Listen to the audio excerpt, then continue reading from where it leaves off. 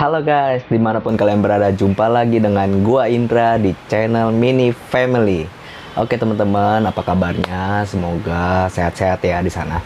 Teman-teman, oke, gua hari ini mau ngebahas, mau update tentang perkembangan ankylosing spondylitis yang gua alami.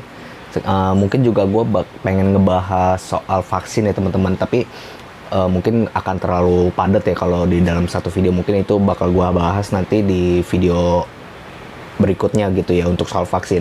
Oke, sekarang ini gua mau update tentang perkembangan autoimun ankylosing spondylitis yang gua alami teman-teman. Di video sebelumnya kan gue ada ngebahas soal obat-obatan yang gue konsumsi ya teman-teman ya, yaitu salah satu obat khusus itu ya, obat yang keras, yaitu Reutrek gitu. Nah itu terus juga gue ada ngebahas soal methylprednisolone, itu efek sampingnya seperti apa gitu teman-teman. Nah ini kan sekarang gue lagi berusaha untuk melepaskan si metil tersebut seperti apa, dan apa yang udah terjadi teman-teman. Gini, mungkin gue akan update sedikit. Hari ini kan tanggal 11 November 2021, hari Kamis ya teman-teman. Nah, waktu di minggu lalu itu kan gue minum Reutrek dan asam folat. Ya, tapi kalau teman-teman yang belum tahu Reutrek apa itu, methylprednisolone apa itu, gue udah pernah bahas di video sebelumnya. Mungkin nanti teman-teman bisa nonton di video itu ya. Jadi gue nggak jelasin lagi di sini apa itu Reutrek, apa itu methylprednisolone gitu ya. Nah, gini teman-teman. Jadi pas di minggu lalu, hari ini hari Kamis. Jadi pas hari sebelumnya kan gue minum Reutrek sama asam folat itu kan di hari Sabtu dan Minggu gitu ya. Hari Sabtu Reutrek dan Minggunya itu asam folat. Nah, jadi pas di minggu lalu itu Sabtu Minggu itu gue itu yang udah gue kan target dari dokter ini kan minum seminggu sekali, jadi 4 minggu gitu. Dalam 4 minggu setelah udah selesai gue harus kontrol lagi ke dokter gitu.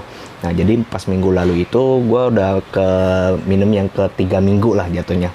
Nah teman-teman, setelah gue udah minum yang ke-3 minggu nih ya, di hari Senin ya gue melakukan, tadi kan minum methylprednisolone gue 2 kali sehari ya teman-teman. Nah, terus di hari Seninnya gue langsung kurangin dosis metilnya, jadi cuman sehari sekali, dosisnya 4 mg.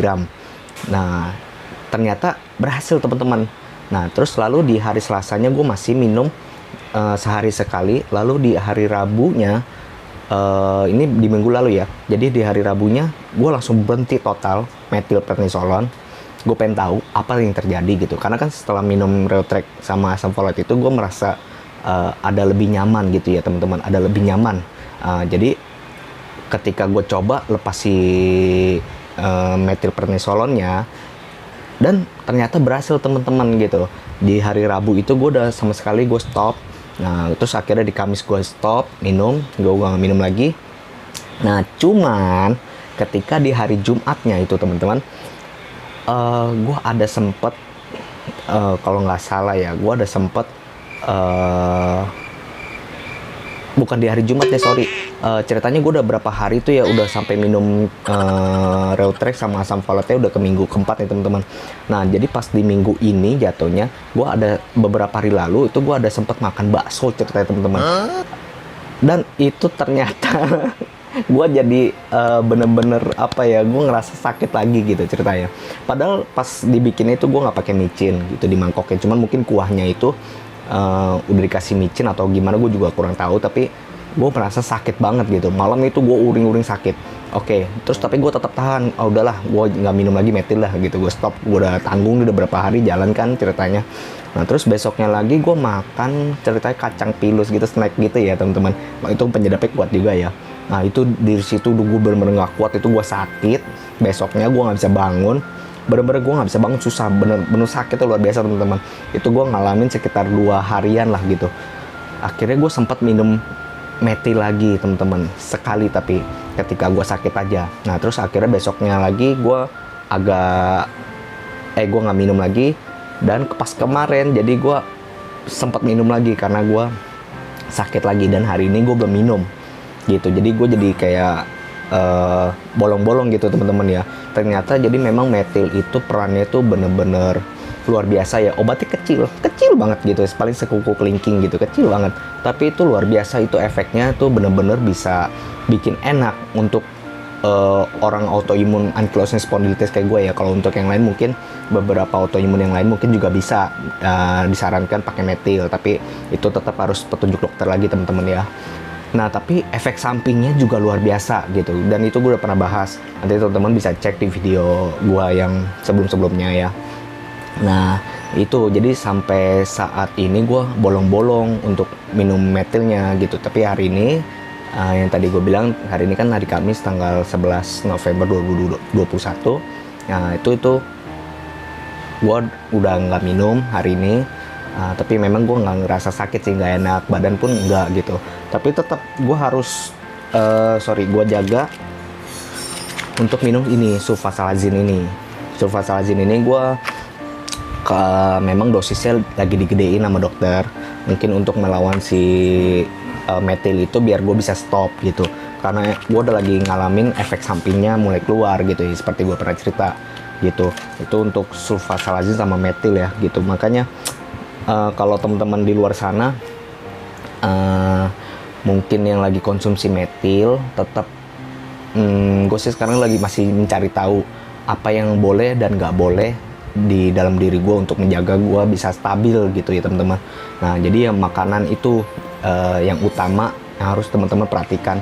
Dan gue ini bener-bener gue udah uji coba berkali-kali, apa iya sih, gue masih kayak nggak percaya soalnya kan ceritanya soal makan penyedap itu masa bisa bikin sakit segala macem.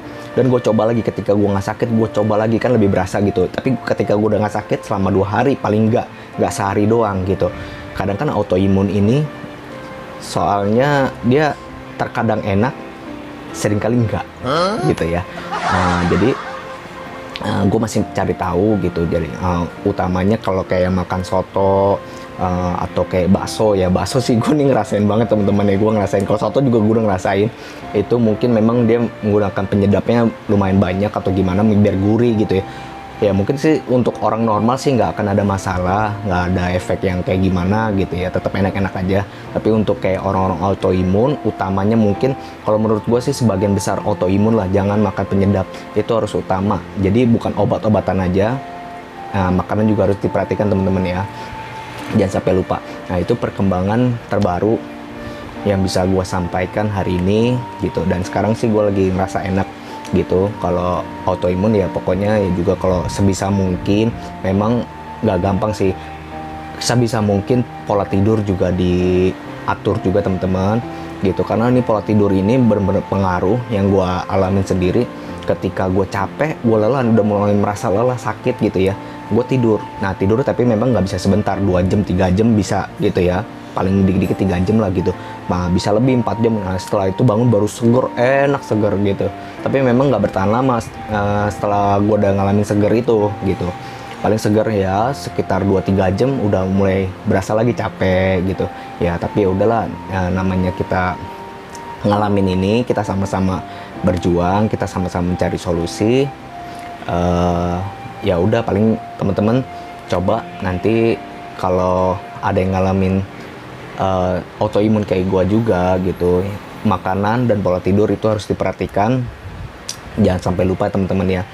Dan nanti, dan gua ada ini Reutrek sama si asam folat, gua udah minum, udah habis 4 minggu. Nah ini sebenarnya udah masuk minggu kelima sih ya, cuman mungkin gua bakal ke dokter lagi di minggu depan gitu. Sambil, karena kan tadi gue pikir mau minggu ini, cuman untuk jadwalnya gue nggak dapet terus gitu, jadi karena selalu penuh terus teman-teman ya. Oke, mungkin ini aja yang gue bisa sampaikan tentang update perkembangan autoimun ankylosing spondylitis yang gue alamin. Semoga bermanfaat ya buat teman-teman. Kalau teman-teman ada pertanyaan, boleh nanti tulis di kolom komentar di bawah ya. Kalau teman-teman suka dengan video ini, jangan lupa klik like dan bantu channel Mini Family dengan klik subscribe di bawah agar channel Mini Family bisa terus berkembang dan berkembang lagi. Oke teman-teman, di video berikutnya nanti gue bakal bahas soal surat vaksin atau orang autoimun bisa nggak divaksin atau bagaimana lah gitu ya. Oke, ya udah, sampai jumpa lagi di video berikutnya. Bye bye. It's beautiful life. 난 너의 곁에 있을게.